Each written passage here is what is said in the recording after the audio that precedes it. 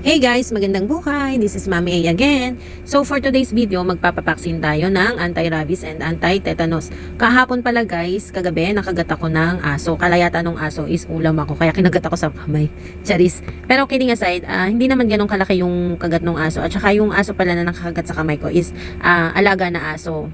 Kompleto vaccine and napaka-cute nung dog. So for safety reason, kaya lang din ako nagpaturok guys kasi alam nyo na baka mabalik tayo. Huwag nyo nang pansinin guys yung katawan ko dyan. Kita nyo naman guys, laban na laban ang laki, diba?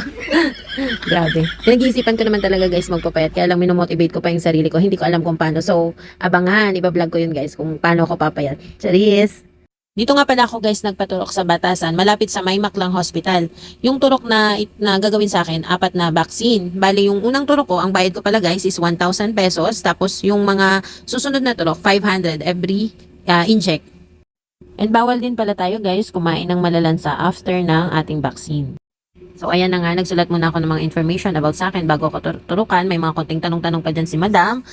Syempre kailangan niyang malaman kung may allergy ako or may history ng sakit or kahit ano. Syempre, pero guys yung turok niya dyan sa anti-tetanus, literal masakit talaga siya guys. Yung anti-rabies hindi naman gaano. Masakit yung anti-tetanus na turok guys.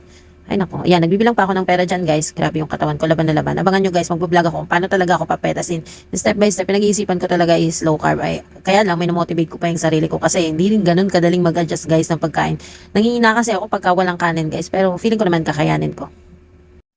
Kaya guys, lagi tayong mag-iingat, no? Para hindi rin tayo mag-asusan, tsaka hindi tayo magka-problema. Pero may mga instances din kasi talaga na kahit anong ingat natin, dumarating yung ganito. Kagaya kahapon, palabas na ako ng bahay nun guys, and kalong-kalong nung may-ari, yung dog.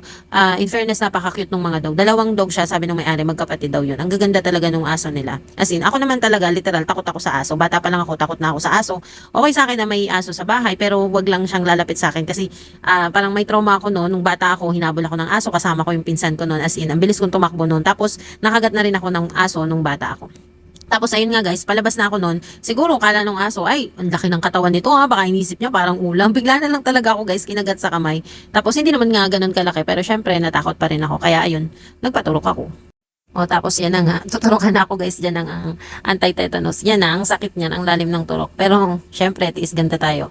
Guys, tingnan nyo naman yung braso ko, di ba? Laban na laban naman talaga sa laki. Grabe. Pero anyway, lilit din yan. Tsaga-tsaga lang. Samahan ng dasal. Charis. Ayan guys, ang sakit ng turok niya dyan. Pero anyway, thank you kay ate. Mabait yan si ate, promise. So ayun na nga. Bye-bye guys. See you ulit tomorrow.